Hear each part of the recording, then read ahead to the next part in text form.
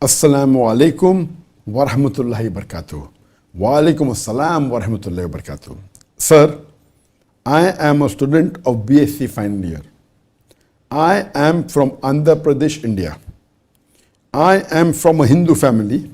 Alhamdulillah, I recently reverted into a Muslim. My question is, how one can know whether his iman is strong or weak, and what steps should be taken in improving my iman? And if one who listens about the punishment of hellfire and not feeling afraid of it, but worries about other things, what is the strength of his iman?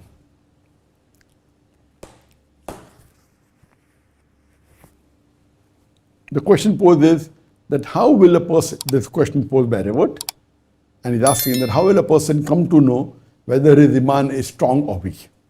And what steps should be taken to improve the iman? And the last part is that if a person hears and knows about the punishment hellfire and yet is not worried about that and is worried about the worldly things, then what is his status?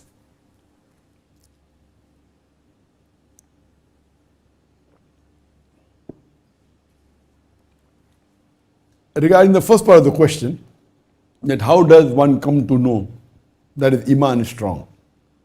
A person, when he keeps on following the teachings of Quran and Sahih Hadith, the more he follows, he realizes that his iman is strong. For example, when he goes out, a Muslimah knows that she should wear the hijab. The outside world may not be doing hijab. She's doing hijab. You know that the iman is strong. That we know that people do wrong things. They cheat, you're not cheating. People tell lies, you don't lie. You're honest.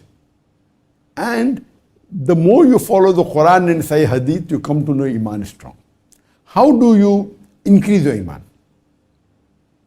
One of the best way to increase your iman is to read the translation of the Quran, read the translation of the Hadith of the beloved Prophet Muhammad, read the Seerah of the Prophet Muhammad, read the Seerah of the Khulafa Rashidin, of the Sahabas. When you look at their lifestyle, you are empowered.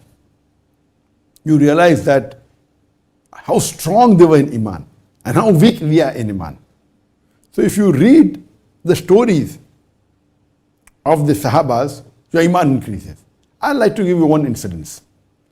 That once there was a person who comes and tells the Prophet that the neighbor that is there is not allowing to build the boundary wall of the house because there's trees in between. So the Prophet tells the neighbor that if you give that one tree and allow him to build his boundary wall, I will give you a tree in Jannah. And refuses. He doesn't agree. So when one of the Sahaba, Abu Darda, he hears about this, he goes and asks the Prophet that if I get that tree and see to it, give it to him, will I get a tree in Jannah? The Prophet said, yes, why not? So he goes and tells that neighbor that, do you know who I am? He said, no. He says, I am Abu Darda, who owns the biggest and the most precious garden of dates in Medina. He says, of course, who does not know you? Then he says that, will you give me this tree which is coming in between your neighbor, boundary wall? And for that, in exchange of that tree, I will give you my complete garden of dates, which is the best in Medina. The man says, are you crazy? For my one tree, you will give me the full garden which is the best in Medina? He says, yes. And the person agrees. Abu Darda comes back home and tells his wife that today I have done a great deal, an excellent deal. The wife asks, what did you do? So he narrates the story about that tree. And he tells his wife that I bought that tree that will give us the tree in Jannah in exchange for the full garden that we have in Medina. So the wife says, what an excellent deal. In today's world, if suppose you have such a big garden and you want to buy the tree, today's wife will tell you, you're a fool. Why did you give the full garden? You would have given 25% of the garden, or you should have given 50% of the garden. And surely that man would have agreed.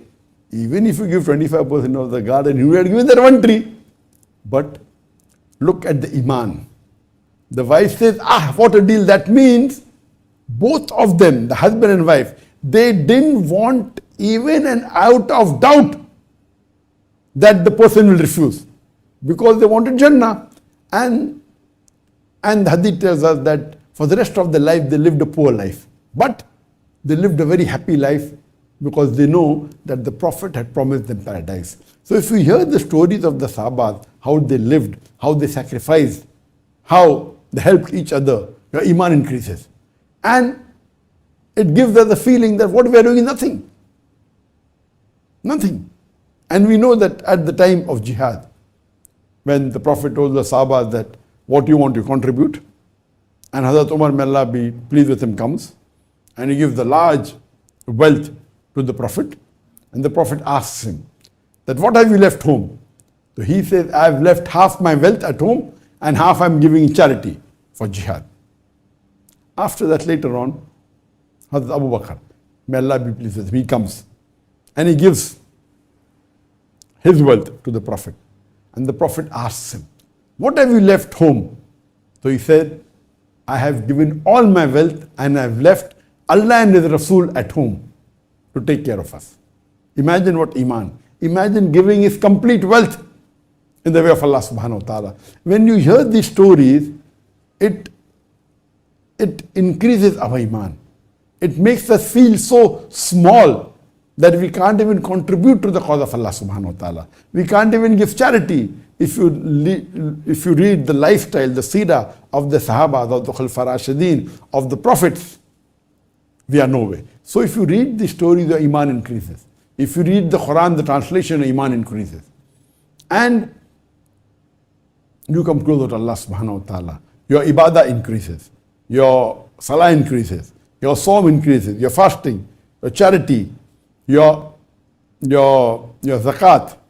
All these things these are signs. And when do you realize that iman is increased? You have peace of mind. Wealth cannot buy peace of mind. When you have peace of mind, that mashallah, inshallah, we are following Allah and His Rasul. And inshallah, we will be raised in Jannah with Allah and His Rasul. You know, as the Prophet said, that you will be raised with the people who you love. So that time the Sahabas were so happy. They said, we may not be good in deeds, so they were the best. After the Anbiyas, the people who are the most blessed and the closest to Allah subhanahu wa ta'ala are the Sahabas. Among the Sahabas, the Khulafa Rashidin number one. Among the Khulafa Rashidin, Hazrat Abu Bakr, may Allah be pleased with him, he is number one. Then Hazrat Umar. If you hear these stories and the lifestyle of the Prophet and the Sahabas, you will realize that we are living in an air condition, we have all the facility, and yet we crib, yet we don't follow the Sunnah, yet we don't follow the things that we're supposed to do.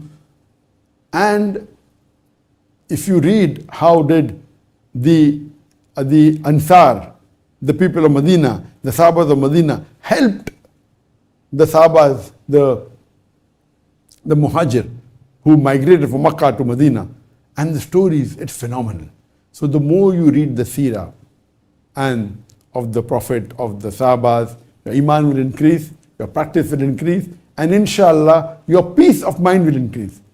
So that you are more secured that Allah will give you the best in this world as well as the akhirah. Hope that answers.